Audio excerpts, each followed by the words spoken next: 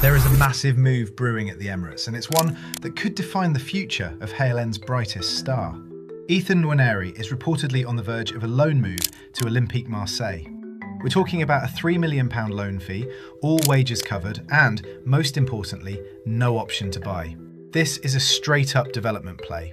Marseille are leading the race, and for Arsenal fans who have been screaming to see more of the kid, this might feel bittersweet, but let's look at why this is actually a masterclass from the board. Let's be real, Nwaneri has stagnated this season. It's not about talent, it's about the pecking order. Right now, he's looking at a brick wall of world-class talent. On the wings, you've got Saka and Madueke. In the pockets, you've got Odegaard and Eze. Mikel Arteta is fighting for a Premier League title. You're 7 points clear at the top, and in a title race that thin, there's zero room for error. Even with rotations and injuries, Nwaneri just hasn't been favoured.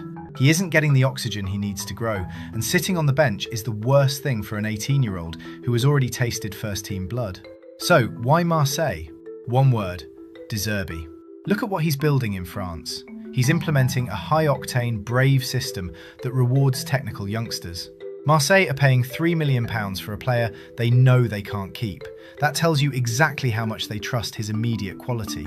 Nwaneri gets to go from the Arsenal bench to a starting role under one of the most tactical minds in Europe.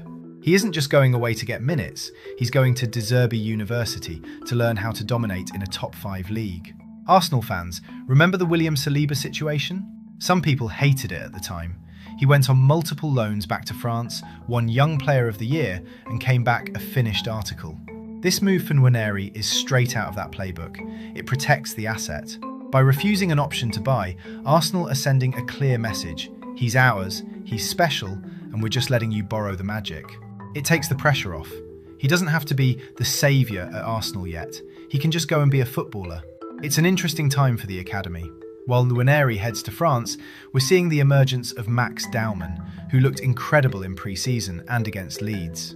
Then you've got Miles Lewis-Skelly, who's hit a bit of a developmental bump, which is normal.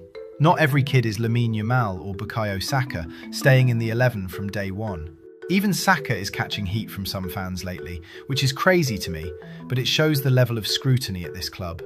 Moving Nwaneri out of that spotlight and into a new environment is a massive humbler and a growth spurt all in one. Bottom line? This is a win-win-win.